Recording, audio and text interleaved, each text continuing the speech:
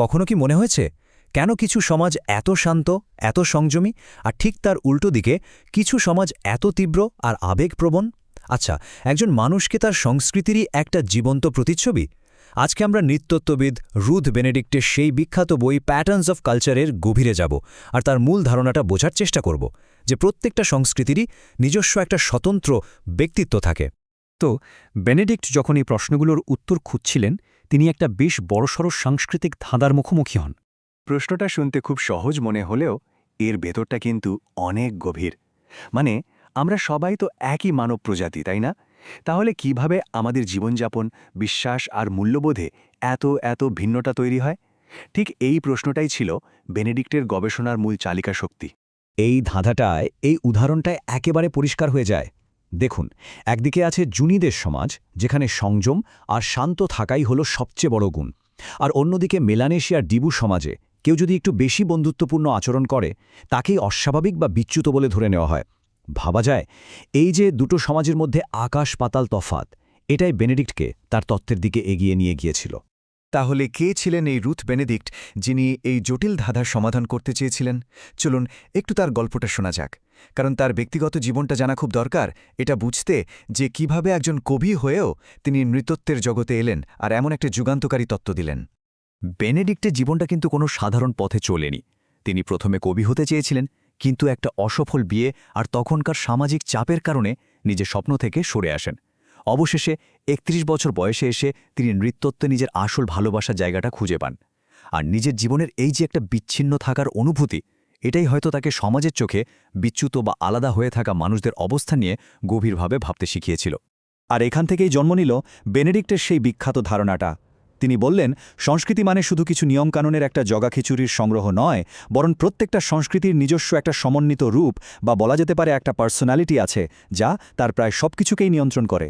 এই আইডিয়াটারই তিনি একটা নাম দিয়েছেন সাংস্কৃতিক বিন্যাস বা কালচারাল কনফিগারেশন। এর মানে হল একটা সংস্কৃতির সবকিছু, তাদের বিয়ে, ধর্ম, অর্থনীতি, এগুলো সব আলাদা আলাদা টুকরো নয়, বরং এগুলো একটা মূল সুর বা প্যাটার্নের সুতোয় একে অপরের সাথে বাঁধা, যা ওই সংস্কৃতিকে তার নিজস্ব একটা পরিচয় দেয়। বেনেডিক্ট এই ধারণাটার জন্য অনুপ্রেরণা পেয়েছিলেন গেস্টাল্ট সাইকোলজি থেকে। এর মূল কথাটা খুব সহজ। আপনি যদি একটা ছবির হাজার হাজার ছোট রঙের বিন্দুকে আলাদা করে দেখেন, তাহলে ছবিটার আসল মানেটাই ধরতে পারবেন না, কারণ অংশগুলোর যোগফলের চেয়ে সম্পূর্ণ ছবিটা অনেক বেশি অর্থবহ। বেনেডিক্ট সংস্কৃতির ক্ষেত্রে ঠিক এই যুক্তিটাই ব্যবহার করেছিলেন। তো এই যে সংস্কৃতির আলাদা আলাদা ব্যক্তিত্ব, এগুলো বোঝানোর জন্য বেনেডিক্ট দারুণ দুটো ধারণা ব্যবহার করেছিলেন, যা তিনি দার্শনিক নিৎসের কাছ থেকে নিয়েছিলেন।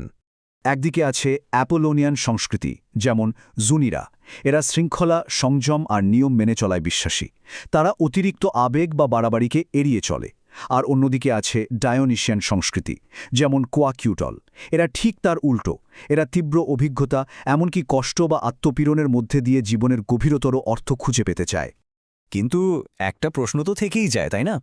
আচ্ছা, তাদের কি হবে যারা সমাজের এই প্রধান প্যাটার্ন বা ছকের সাথে নিজেদেরকে মেলাতে পারে না? এখানেই বেনেডিক্টের বিশ্লেষণটা আরও আকর্ষণীয় হয়ে ওঠে। বেনেডিক্টের উত্তরটা ছিল এক কথায় যুগান্তকারী। তিনি বললেন, প্রত্যেকটা সংস্কৃতি আসলে মানুষের সম্ভাব্য আচরণের বিশাল ভাণ্ডার থেকে মাত্র কয়েকটা বৈশিষ্ট্যকে বেছে নেয় এবং সেগুলোকে আদর্শ হিসেবে তুলে ধরে, আর বাকি সব আচরণকে হয় চেপে দেয়, নয়তো পুরোপুরি অস্বীকার করে। তার মানে কি দাঁড়ালো? এর মানে হলো স্বাভাবিক বা অস্বাভাবিক বলে আসলে চূড়ান্ত কিছু নেই, পুরোটাই আপেক্ষিক, পুরোটাই সংস্কৃতি নির্ভর। ডবু সমাজে যে বন্ধুত্বপূর্ণ মানুষটাকে সবাই এড়িয়ে চলে, সে হয়তো অন্য কোনো সমাজে একজন আদর্শ নাগরিক হিসেবে সম্মান পাবে।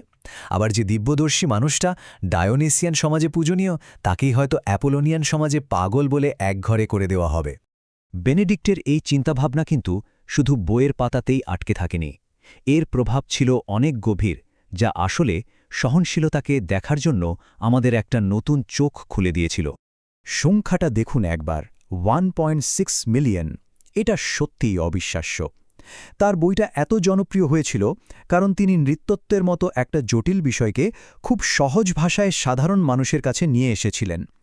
তিনি আমাদের শিখিয়েছিলেন যে আমাদের নিজেদের জীবনযাপনটাই একমাত্র সঠিক পথ নয়, আরও অনেক পথ আছে। আর এটাই ছিল বেনেডিক্টের শেষ কথা, তার মূল বার্তা। তিনি আমাদের দেখিয়েছেন যে মানবতা নিজেকে প্রকাশ করার জন্য হাজারো পথ তৈরি করেছে, আর প্রত্যেকটা পথই তার নিজের জায়গায় সমানভাবে বৈধ। এই বৈচিত্র্যকে শুধু মেনে নেওয়া নয়, বরং একে বোঝা আর সম্মান করাই হলো আসল সহনশীলতা। এই ভাবনাটা আজকের এই বিভক্ত পৃথিবীতে শায়দ আগের চেয়েও অনেক বেশি জরুরি।